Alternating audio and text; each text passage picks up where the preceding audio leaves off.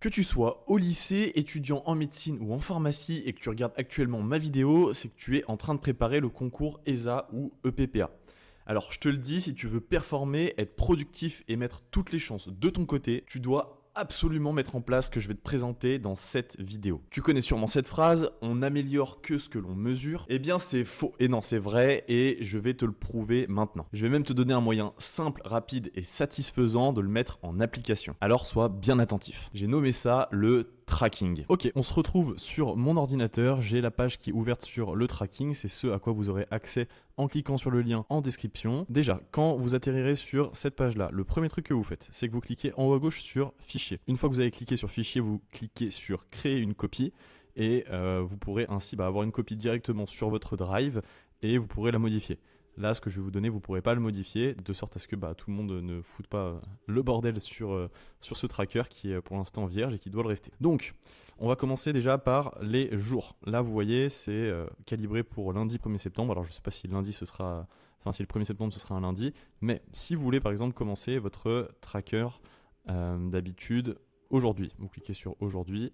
Et pour modifier la date, hop, vous étirez avec le clic gauche jusqu'en bas et comme ça, toutes les dates, elles sont à jour. Si le 9 août, c'est pas un lundi, mais que c'est un samedi, eh bien, vous écrivez samedi, hop, voilà.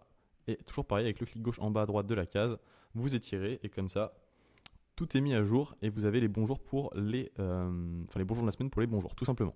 Ensuite, une fois qu'on a fait ça, eh bien, vous pouvez faire ce tracker sur une semaine, mais vous pouvez aussi le faire sur 2 semaines ou un mois. Je conseille pas plus d'un mois parce qu'après ça fait vraiment beaucoup et le but c'est de pouvoir se comparer et se comparer d'une semaine à l'autre c'est bien, d'un mois à l'autre c'est bien même si ça commence à faire beaucoup, mais plus ça n'a pas trop d'intérêt. Pour faire plus d'une semaine, il n'y a rien de plus simple, vous prenez la case et là au lieu d'étirer à ces 7 premières cases, vous étirez plus bas. Donc voilà, juste comme ça, et puis vous faites pareil pour les jours de la semaine. Ceci étant dit, on va pouvoir maintenant regarder ce que j'ai affiché pour tous les élèves en haut de leur tracker. Ce que j'avais marqué, c'était leur objectif final à long terme. Donc pour cet élève, c'était de devenir anesthésiste réanimateur dans les forces spéciales.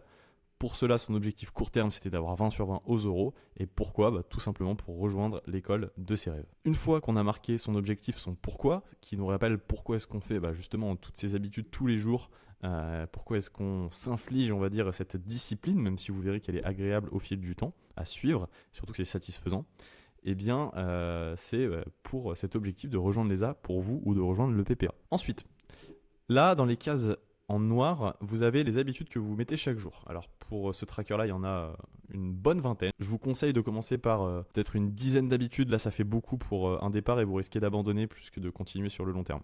Donc vous en mettez une dizaine. C'est vous qui choisissez. Vous pouvez prendre exemple sur celle qu'on a mis là.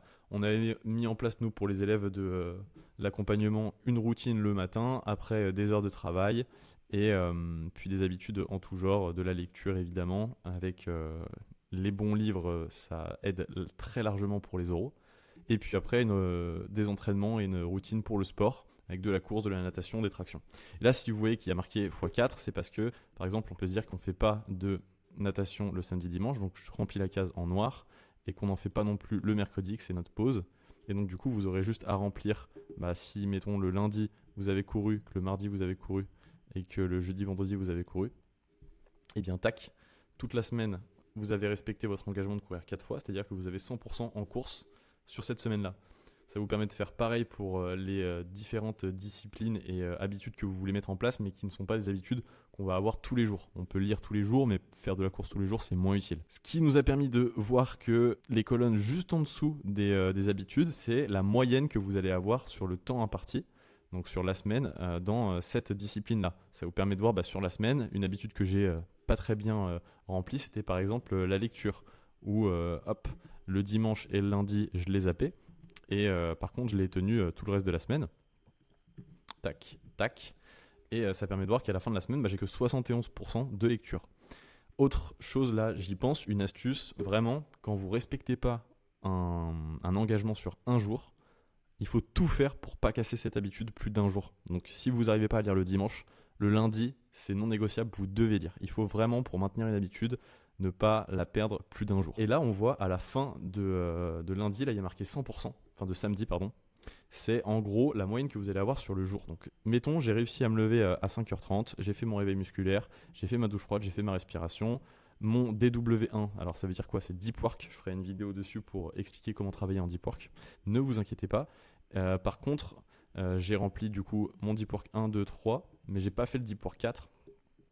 J'ai pas eu le temps et j'ai pas non plus eu le temps de faire le Deep Work 6 ni les Light Work 1 et 2. Pareil pour la Light Work, pardon, je vous expliquerai ce que ça veut dire dans une prochaine vidéo. Pour autant, j'ai quand même nagé, j'ai fait mes tractions du jour. Je me suis pas, enfin, pardon, j'ai pas nagé, j'ai pas fait les tractions, on fait un peu au hasard. Et je me suis couché 2 fois à 21h. Bon, là, petit couac dans l'habitude, mais bref, c'est pour vous montrer qu'à la fin de la journée, vous avez du coup votre moyenne sur la journée. Et le but, c'est de maximiser cette moyenne sur la journée pour que on maximise aussi la moyenne sur toute la semaine. Là, la case en haut à droite, ça va être la moyenne que vous aurez sur la semaine. Et j'en viens donc à un point très important pour maintenir le plus longtemps possible ce tracking et ces habitudes.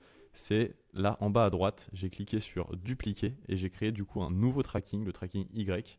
Et donc par exemple tracking X, c'est mon tracking. Et moi ce que je faisais l'année dernière, c'est que je faisais mon tracking avec, en parallèle avec un copain. Et notre but, c'était de voir sur la semaine qui aurait la moyenne la plus haute. Et c'est pour ça qu'il y a marqué 100 pompes ici. C'était qu'on se mettait un gage, on donnait un gage à celui qui avait le moins haut pourcentage. Et on le rajoutait en plus dans le tracking, ce gage. Donc il fallait en plus le tenir pour maintenir une bonne moyenne. Et c'était très sympa, ça nous tirait vers le haut et ça permettait de tenir sur le long terme ce tracker. Autre point d'ailleurs, vous pouvez mettre des objectifs de semaine. 3 objectifs, 2 objectifs, c'est vous qui voyez. Pour les oraux, on en avait mis aux élèves et ça avait bien marché. Donc voilà. Dernier point, là c'était un petit cadran. J'ai fait ça à la va-vite pour le sport. Par exemple, si vous voulez vous noter toutes vos performances sportives en fonction des semaines, vous pouvez. Comme ça, vous voyez l'évolution sur le long terme. Et c'est vraiment en appliquant régulièrement ces habitudes que vous allez être bon, que vous allez être, on va dire, mieux préparé que la plupart des gens pour ce concours. Alors évidemment, il faut savoir quoi faire, notamment dans les deep work. Il ne suffit pas de se lever tôt et de prendre une douche froide pour réussir ce concours. Mais ça vous met sur la bonne piste, sur la bonne voie en termes de discipline pour réussir ce concours et puis après pour réussir vos études de médecine ou vos études d'infirmier. Bref, tu as pu le voir, c'est un super outil. Je l'utilise dans l'accompagnement avec tous les élèves. On construit ensemble leur planning. J'ai rajouté plein de fonctionnalités spécifiques à la réussite du concours ESA ou EPPA dans leur tracking. Évidemment, il faut bien qu'ils aient des avantages. Mais avec ce que je vous ai montré, vous avez l'essentiel. Il reste encore des places dans mon accompagnement cette année pour le PPA ou pour l'ESA. Si tu veux, tu peux prendre un appel avec moi pour qu'on en discute. On mettra en place alors ton plan d'action pour cette année.